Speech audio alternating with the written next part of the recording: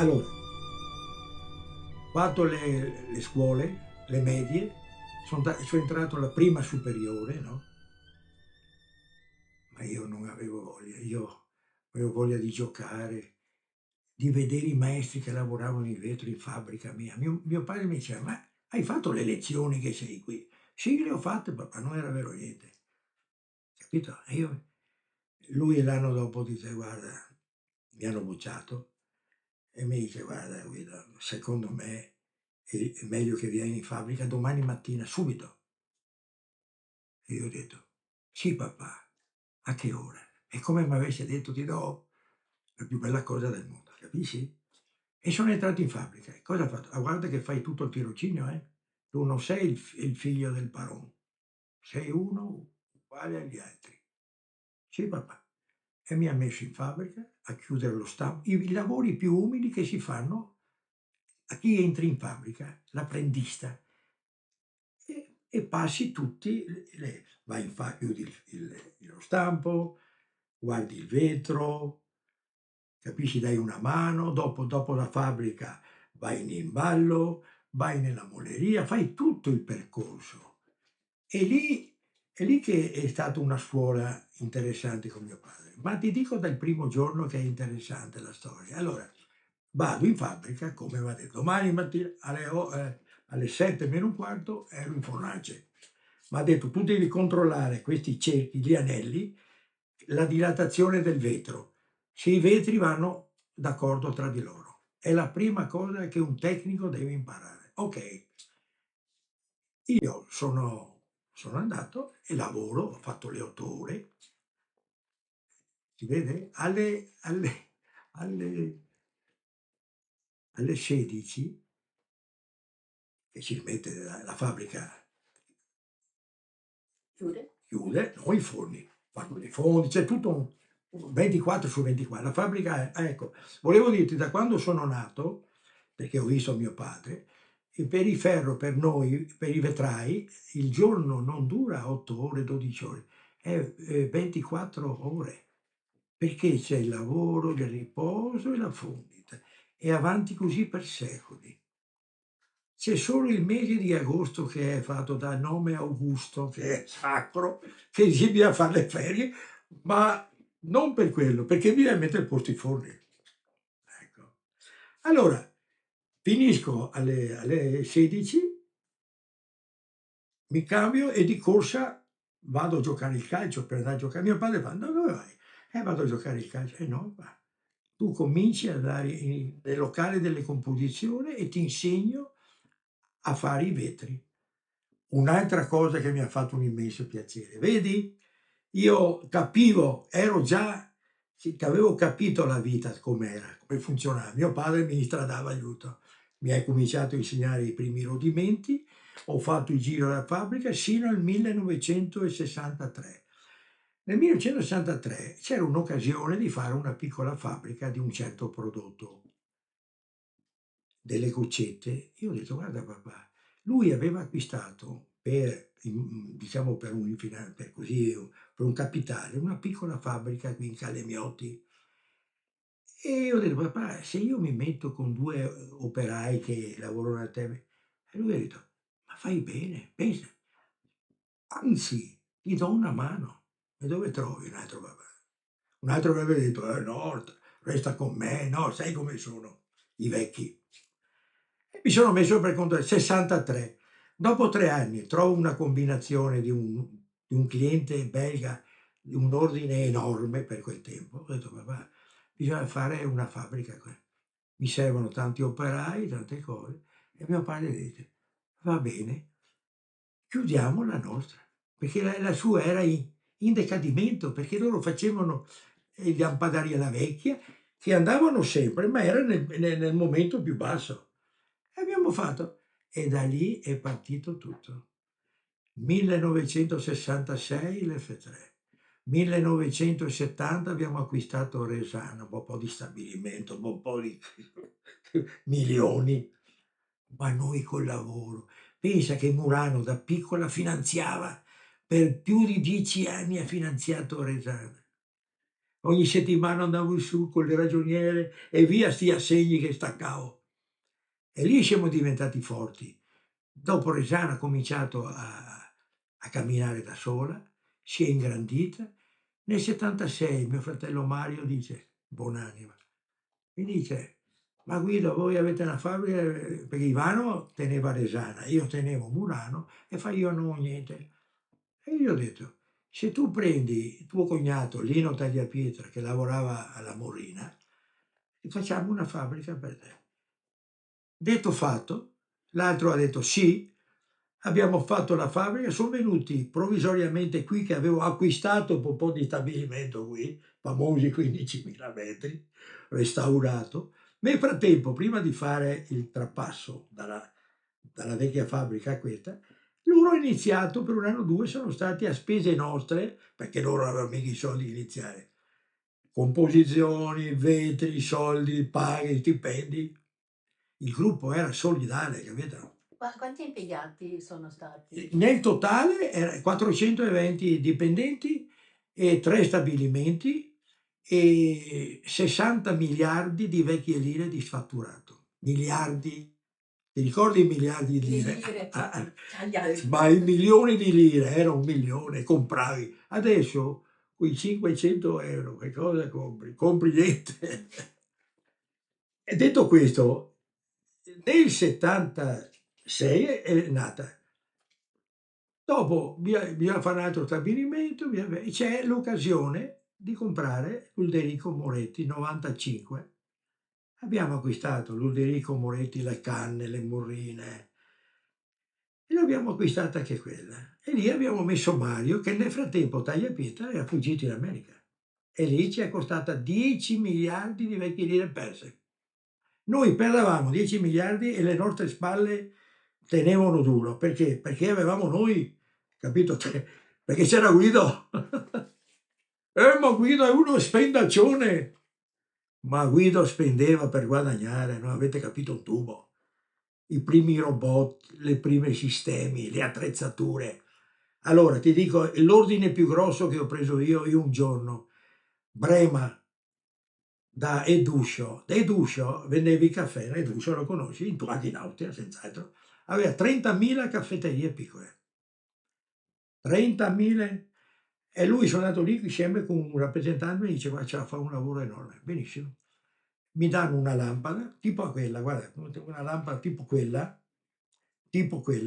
da fare tutto, 150.000 pezzi, dunque erano 150.000 di soffiati di vetro, 150.000 capelli, e dice: "Ma voi no", e io nel frattempo avevo capito che 'sti qua erano una potenza. Vado su con un set da 3 rose, che adesso qui non, vabbè. Io portacandele che con gli americani stavamo lavorando su quel genere. Era l'inizio. Quando hanno visto questa roba, hanno telefonato subito in tedesco e detto: Che è arrivato subito questo, ah, e fa: "Quello che cercavo io". Dico: "Benissimo, e fa che prezzo è?" Cioè dico: "Bisogna vedere le quantità". "Guardi, per le quantità non c'è problema. Dunque facciamo così, facciamo 200.000 pezzi". "Ah, 200.000? No, 200.000 set da 3, 600.000 pezzi". Il marco non valeva poco. Dico, insomma, si chiude l'ordine, sai il totale di vecchie lire? 10 miliardi. 10 miliardi su un giorno. Ho fatto un fax, perché non c'era il fax, non c'era più l'internet, ma è roba venuta fuori. E ho fatto una bottiglia di champagne col tappo che esplodeva, ho detto: "Missione compiuta, uguale 10 miliardi di lire". Mio fratello: "Ah, mio nipote". Mi dice: "Sai zio, non lo so se faremo quest'ordine". Ma dico, non le ho detto una parolaccia. Non capite. L'ingegnere che teneva l'esana su queste elaborazioni mi ha detto: "Commendatore, ma de sti ordini per la vita, per anni hai continuato a dirmi, ma non li ha fatti più 'sti ordini qua". Fatto, consegna in 1 anno. Murano piaceva le rose, con attrezzature, perché il prezzo era talmente basso che bisognava studiare un sistema. E allora invece di fare le pressate, che come lo faceva tutto il mondo, che poi bisognava, io cosa ho fatto? Ho capovolto il sistema. Li ho colate per dietro, in teoria i tan tan tan tan venivano fuori, infatti la macchina andava giù, pss, gli estrattori, pss, l'operaio prendeva i pezzi pss, e li metteva a tempera. Fuori dalla tempera la cidatura automatica su questi cesti di acciaio. Oh, Avete costruito voi? ma Tutto? tutto! Noi avevamo 3 meccanici e poi officine. La mia vita è stata tutta in escalation. E allora ti dico per chiudere, a parte poi ci siamo divisi, ogni fa, ma è andata così, non importa. È stata tutta un'escalation. 1957. Però Guido avrà avuto una febbre, tutti questi 30, 40, 50 anni. Era una salute di ferro.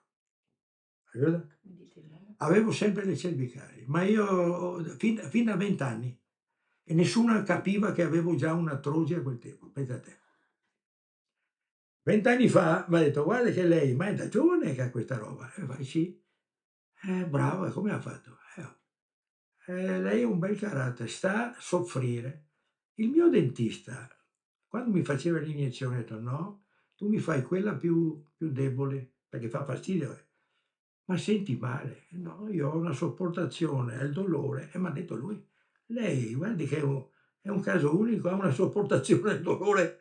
E questo mi è servito nella vita, a sopportare le cose E andare complicate. avanti. Ecco, e sono qui allora dal 1957 a oggi, 2019, però guido ancora in pista, E sempre agile. è sempre agile. Tutti mi chiamano perché? Perché tutti i miei vecchi maestri di composizione sono tutti morti e sono tutti morti coi loro segreti, perché m'hanno dato proprio qualcosina a me, perché sembrava che avessero l'isola del tesoro. Hai capito? Invece io ho cambiato sistema, il vetro di Murano e di tutti i muranesi, perché ogni fabbrica a Murano ha inventato qualcosa e ognuno l'ha copiata. Allora è un ecosistema, no, è il cane che si mozzica la coda, dobbiamo capire che è interesse di tutti che tutti abbiano le cose. I vetri rossi e quelli là che senza tossici, senza veleni, che stiamo studiando, e ho detto all'abate Zanetti, dobbiamo farli lì, dobbiamo fare una conferenza stampa di dire l'abate Zanetti comincia con gli studenti a fare le ricerche che io ho già preparato logicamente, per i rossi e li regaliamo a tutti. Nessuno comprerà più i famosi mercenari, mi dai qui, mi dai là. È finita 'sta storia qua. Dobbiamo essere seri. La dottoressa Chiara m'ha detto: "Commendatore, siamo nelle sue mani, io gli sto facendo il layout di tutto questo nuovo percorso." È roba importante perché verrà presa dalle istituzioni, il comune, a livello. A Abate Zanetti la scuola pensa che è l'unica scuola in Europa in cui insegnano la tecnica vetraria teorica e pratica.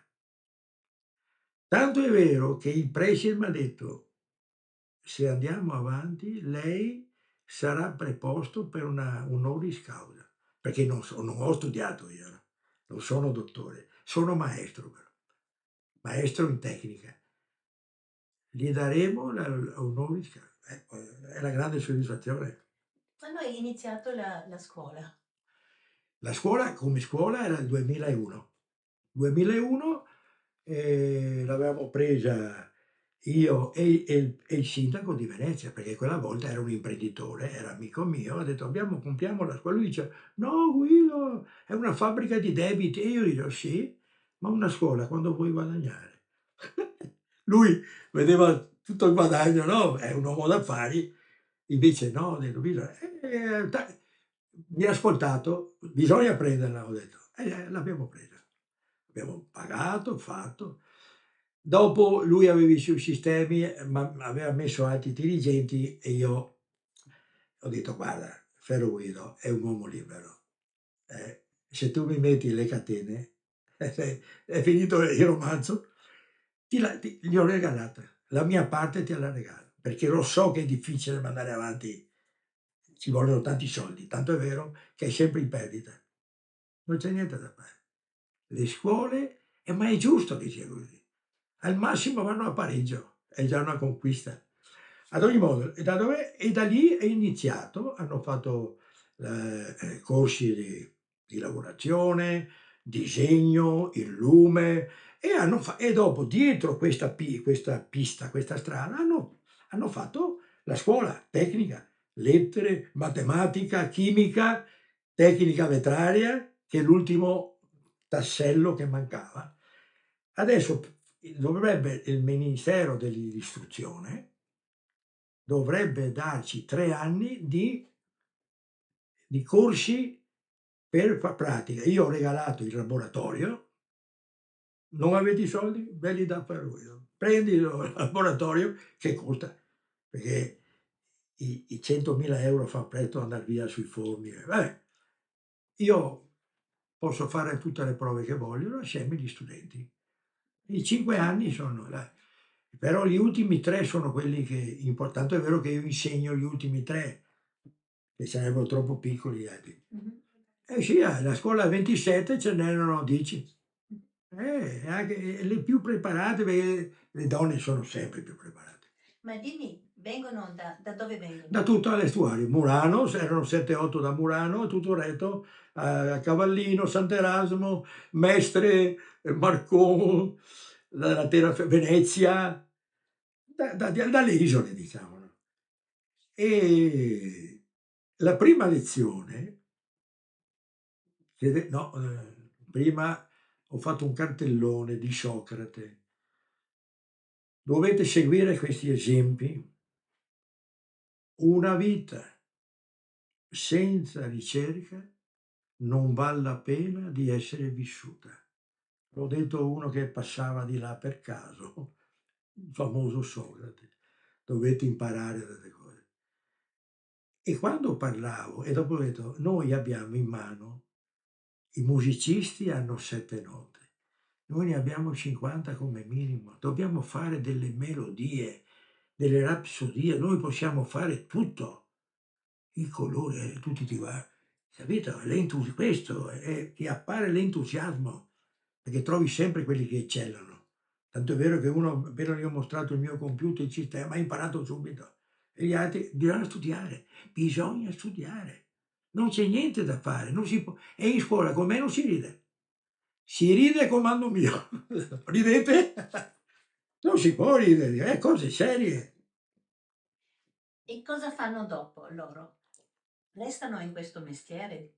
Ecco, allora quel giorno lì che abbiamo fatto questa disquisizione dell'anno che abbiamo insegnato i professori, matematica, l'inglese, eccetera, ho detto a Murano, tanto per capire, parlo della mia materia, io dico, a Murano c'è bisogno di 10 tecnici vetrai, che siano donne, che siano uomini, non ha nessuna importanza, non c'è più come una volta, c'è la donna, c'è l'uomo. La donna è in grado, anzi secondo me è più forte, allora via un'altra risata.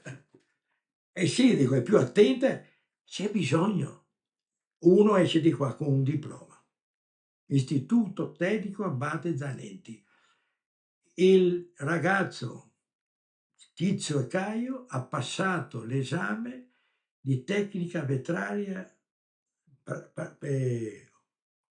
teorica e pratica, che è il più importante, è pronto a iniziare il lavoro in qualsiasi fabbrica.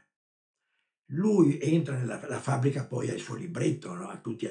Lui già capisce e dopo dico, state pur certi che Ferro Guido, finché vivrà, darà una mano a tutti i suoi allievi indistintamente, senza volere niente. Hai capito che una fabbrica, quando sente che dietro c'è Ferro Guido che prende non si può diventare tutti dottori, abbiamo bisogno di queste robe qui. Ci sono gli industriali, sì, ci sono, però sono pochi ormai. Le industrie grandi sono tutte in mano dei fondi, meno male che ci sono, perché il loro nome porta lustro al nome di Murano. Sono dei muranesi però. Il Venini era un avvocato milanese, illuminato, ma era anche un uomo democratico, aperto a tutti. Quelli erano i famosi padroni, ma i padroni l'hanno inventato qualcun altro. Voglio dire, i proprietari, il padrone, il cane è un padrone, dico. Ma neanche quello adesso perché vive con me, me lo portano a letto il cane che è padrone il cane adesso. I barovieri todo, poi i barovieri, ma dico ragazzi miei, ma la storia non è una cosa che uno inventa. La famiglia Ferro, i francesi, la famiglia Ferro di Murano ha esercitato con grande successo l'arte del vetro a Murano, già da tanti anni prima. Nel 1938 la vetreria Ferro, che era la Ferro Ferdinando e Francesco Ferro, si sono messi assieme a Toso, un Toso dei fratelli Toso, e hanno fatto la Ferro Toso. Dopo un anno o due è entrato il Barovier. In teoria la Fabia si è trasformato in Ferro, Toso, Baroviere e anche Seguso che è entrato, Luigi Olimpio. Nei 50, basta. Praticamente poi i Ferro sono usciti dalla Baroviere, Toso, Ferro e hanno fatto la Ferro Seguso, ma i Ferro erano già vecchi e hanno chiuso le fabbriche. È stato il Seguso e i Ferro sono andati via. Ferro Amerigo nel 50 ha cominciato di nuovo tutta la trafila. E questa è la storia. E dopo è diventato la F3. Dopo Ferro Guido nel 70 abbiamo preso lo stabilimento, nel 66 abbiamo cominciato la F3 a Murano, ma si sviluppava talmente forte che ho detto qui bisogna comprare una fabbrica in terraferma. Era la fabbrica di un mio cugino che mio padre additava, che mio padre ha preso un esaurimento nervoso perché questo cugino era come un figlio per mio padre, è stato lui che li ha levati, lo ha tradito, capito? E si è preso un esaurimento nervoso, ammalato, è andato dal dottore, il psichiatra aveva dovuto. E ti racconto questa storia perché è bellissima, fa parte della nostra vita. Io ho sempre affrontato le avversità, io ho visto sempre il bicchiere mezzo pieno, non il bicchiere mezzo vuoto, no. Se no non pari mai.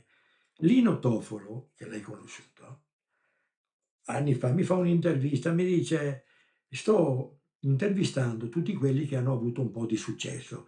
Io a Muran si dice, fare skate. No, uno è diventato ricco, non dice mica, dice fare skate, ha fatto skate.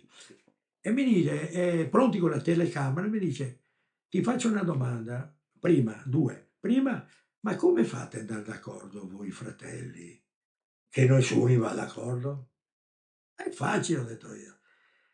Fai uno stabilimento qui, uno stabilimento qui, dove non si vedono mai, si trovano una volta all'anno dai commercialisti. No, dico scherzo. Per andare d'accordo c'è un unico fatto. Del fratello, sorella, devi prendere il lato positivo. Quelli negativi te li devi dimenticare. Non c'è niente da fare. Perché se cominci dal negativo Come Dio. e poi mi dice: "Ma come si fa a fare gli skate?" No, dico guarda, gli skate e gli dico: Dimmi tu perché sei un artista famoso e so che avevi guadagnato un sacco di". Ah, lui dice: "Ah, lasciamo perdere". E allora dico: "Va, ti do una parabola", che poi è una roba questa è bellissima. Mi dice: "Ti racconto una parabola, come si fa i soldi, così". Allora c'era un signore ricco che ha un figlio, ma aveva dei poderi, vigne, milioni di ettari, miliardi di guadagno. Muore il vecchio, il giovane eredita tutta 'sta roba, ma non va lì, dopo un anno i ragionieri dicono: "Ma guardi che qui stiamo andando a Remengo". qui perdiamo tutto. E cosa bisogna fare? Uno dice: "Guarda, ho sentito che c'è un vecchio che dà delle soluzioni". Dov'è? In quel castello lì. Un castello, un portone alto 50 metri. Allora stii attento, però devi seguire la lettera, quello che le sto dicendo. Allora, lei vede questo baule qui? Questo qui, se lo carichi in spalla, domani mattina alle 5 va qui, alle 6 va qui, è sempre quel baule perché è lì il segreto, diceva. Porca miseria. Lo fa per 1 anno, l'anno prossimo viene qui e vedrà che mi dirà tutto il contrario di quello che m'ha detto. Allora questo qui va, fare il giro. Cosa fai tu lì? Cosa fai tu? Cosa fai? Cosa fai? Dopo 1 anno, il ragioniere fa: "Non abbiamo il cassaforte che tengono tutti i soldi. Vengono fuori dalla cassaforte". Morale della favola: se tu vuoi prendere i soldi devi camminare, lavorare tanto e non c'è niente, nessuno ti regala niente. Adesso per esempio, dopo tutti questi 65 anni di mestiere, perché 65 anni che sono dentro dal primo giorno, dal 57, sono 62 anni, sì. E da lì non mi sono sono sempre migliorato. Negli ultimi anni, l'ultimo anno, gli ultimi 2, cioè il cervello tira fuori delle cose che quasi al 95% le sono già fatte, perché l'esperienza, ci basta una piccola prova e è fatta. Okay?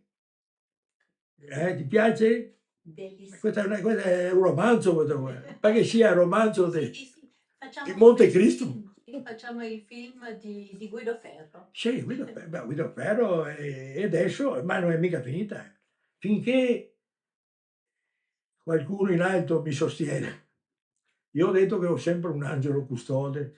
Su quegli incidenti di macchina che ho fatto non per colpa mia, sono uscito, sì, capito, proprio perché ho qualcuno che mi protegge. Sì. Sarei già morto. Sì. Dopo? No, prima avevo il Sant'Antonio e ho 2 cose, il Sant'Antonio di Padova e la Madonna Caterina di Labouré.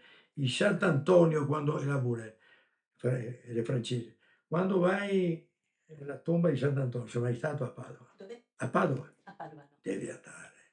Sì, perché Toni è Perché Antonio di Padova. esatto, perché il Sant'Antonio è il nostro protettore di tutti.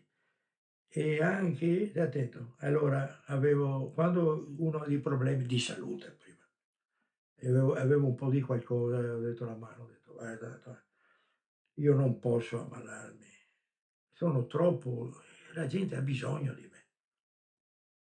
E dico: "E già che sono qui, fai una cortesia", dico: "Ho un affare, lo so che non si parla di soldi, ho un affare che non si chiude, qui è importante per la nostra famiglia". Allora Ent 2 gior do il giorno dopo è arrivato l'ordine che era bloccato dagli Stati Uniti. 3 mesi di lavoro. Sant'Antonio.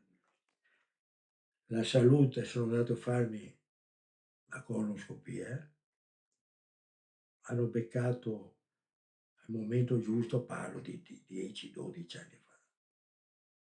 E sono arrivati 10 in 10 anni mi hanno rimesso a nuovo.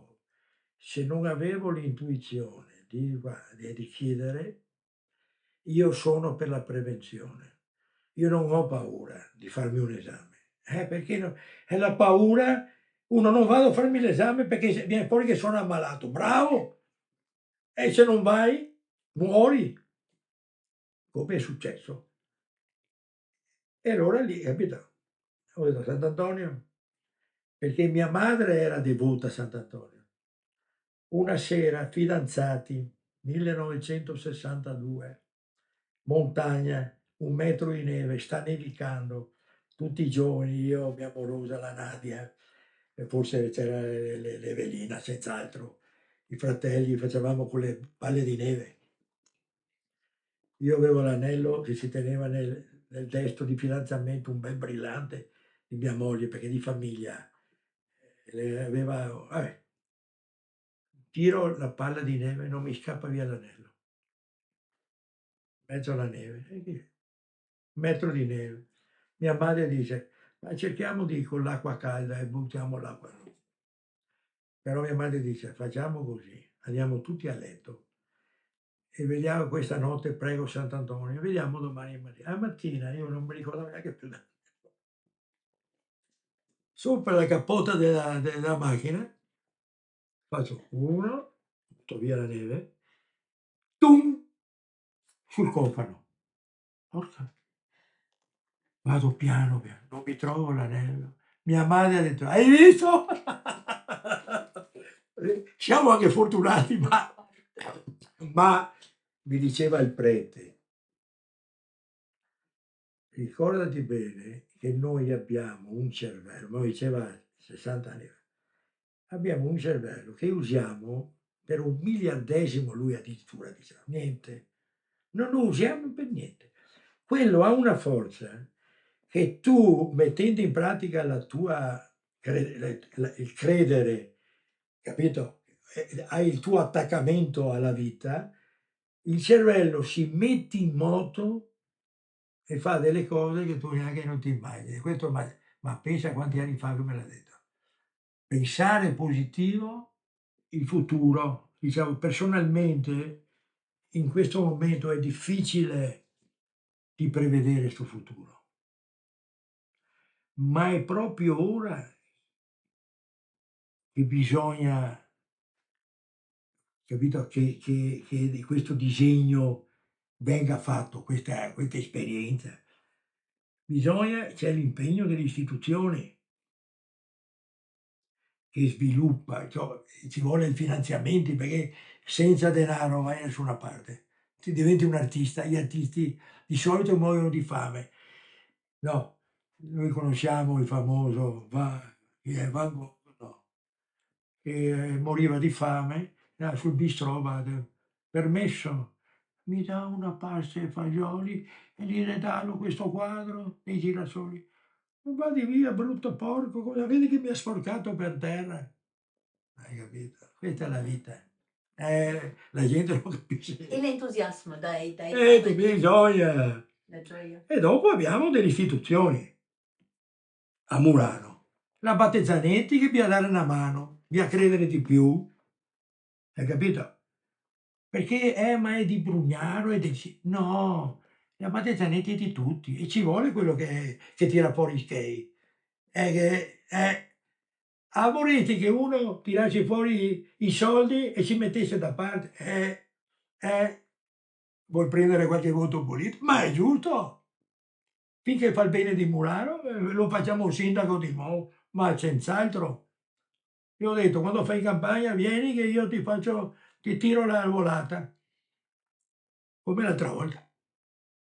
Perché non è mica che Brugnaro era sicuro di andare. Io ho portato i muranesi, capito? Sì.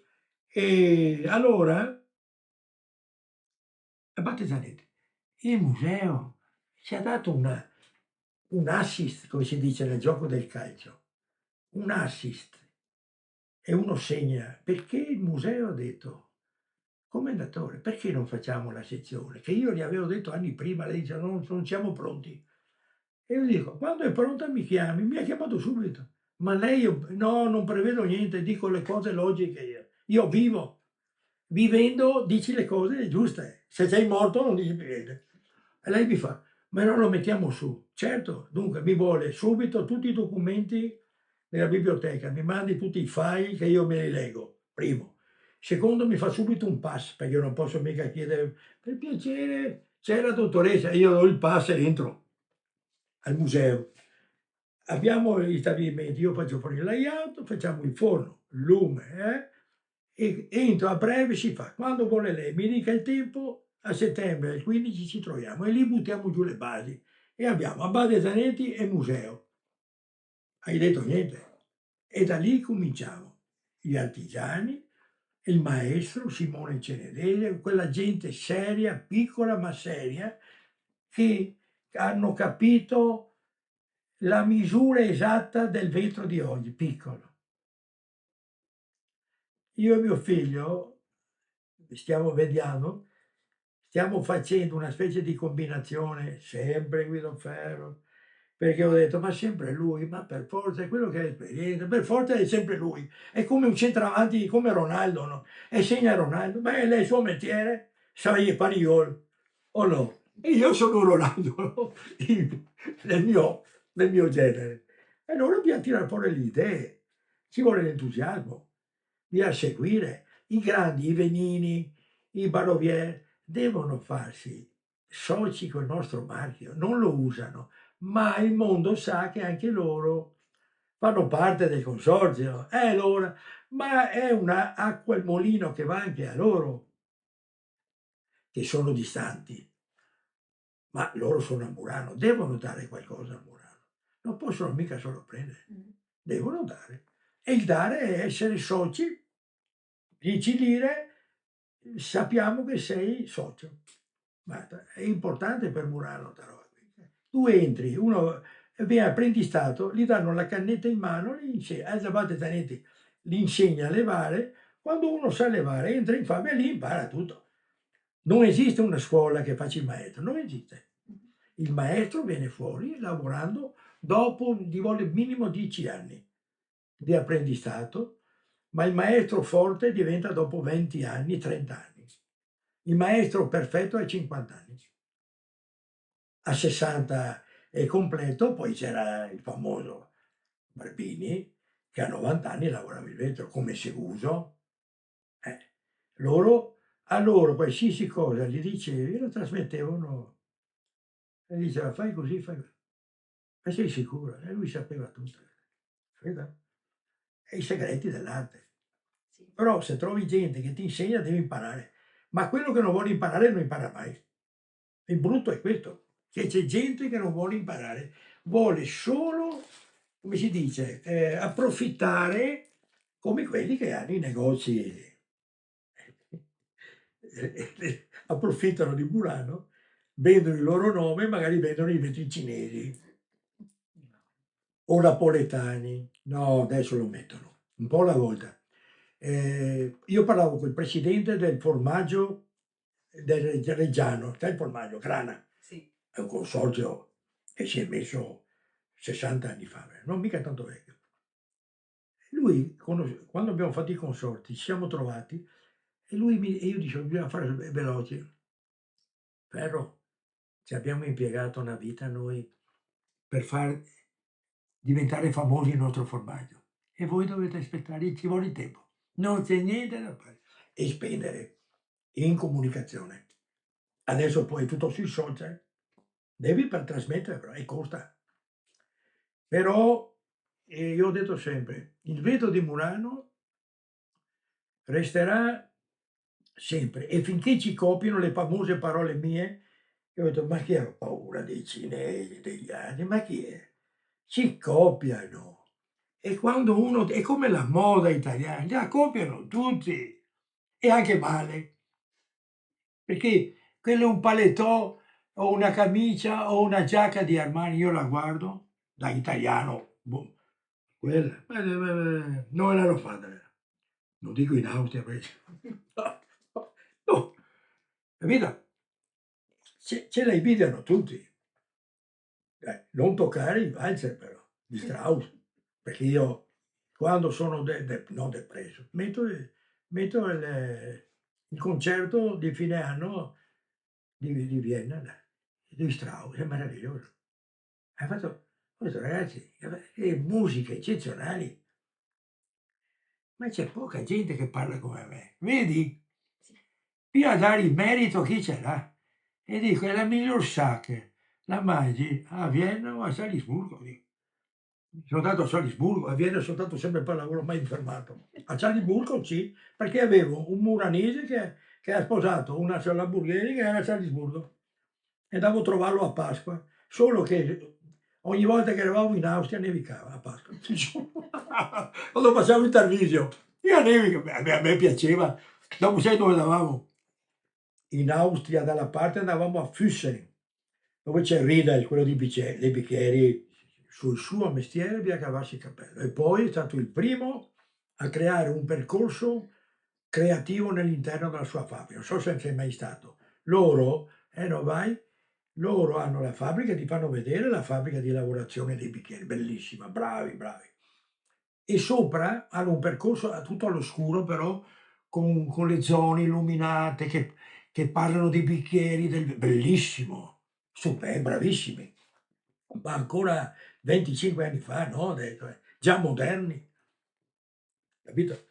E adesso è da fare, c'è proprio questi i percorsi. Noi Murano non c'è niente da fare.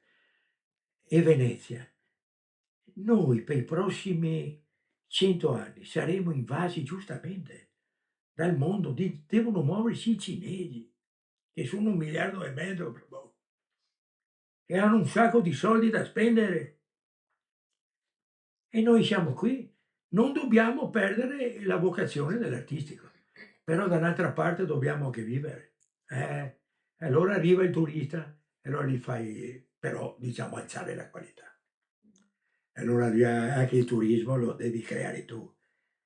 La Guardia di Finanza, quello deve controllare le fatture in entrata, controllare il marchio, da dove viene questo vetro. Neanche i vetri italiani non possono stare qui. Se non lo scrivi di Napoli, ma di Napoli, vado in Firenze e Murano è un'altra cosa. Ma è fatto è Murano. A Murano non c'è la qualità e anche l'origine, che è più importante della qualità.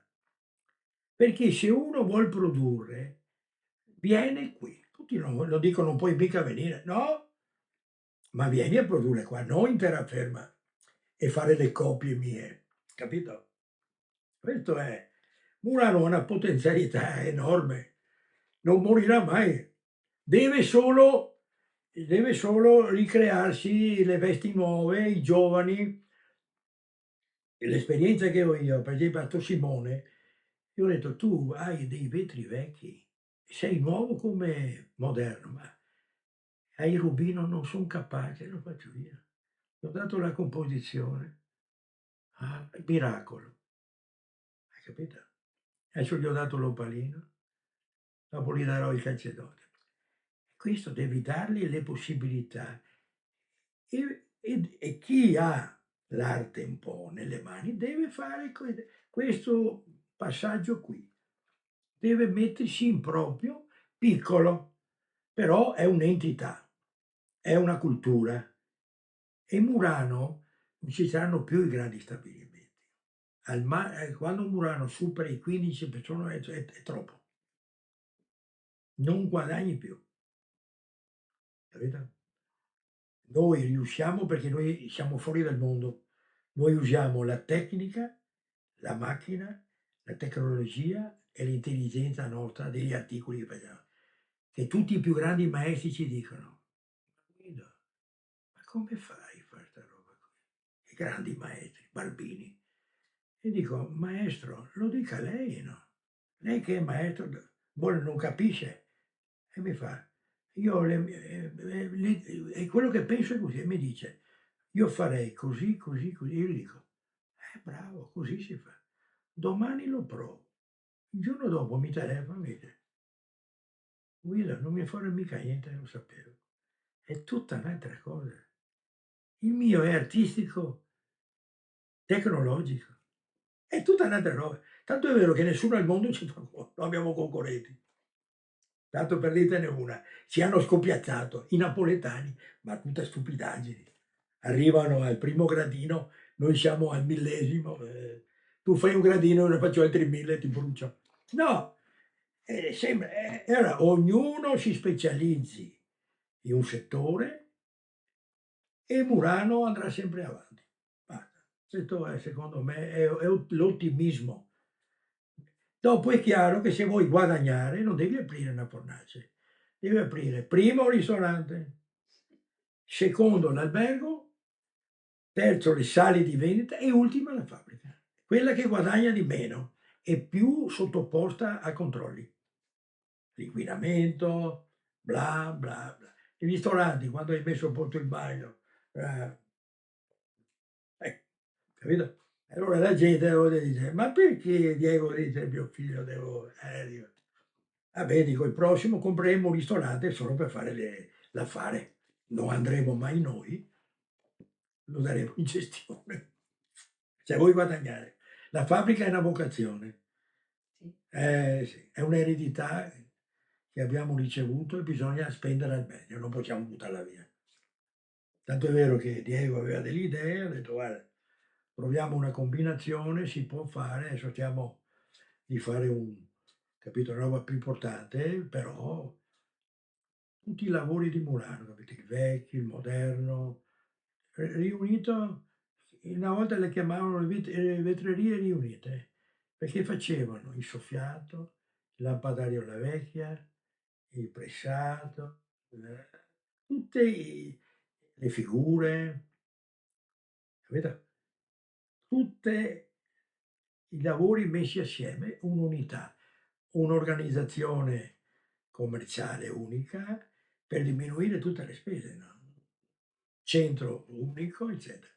Dopo l'idea mia è un'altra, vetri speciali, a fare una fabbrica solo per dare i vetri a tutti, questa è la verità, e noi facciamo vetri speciali, basta, e li vendiamo. È un altro business. Vedi che c'è da fare. Sì, Ma non puoi vendere anche terraferma, lo vendi, uno compra il vetro, lo vende. Dopo lui fa quello che vuole, capito? Sappi lì?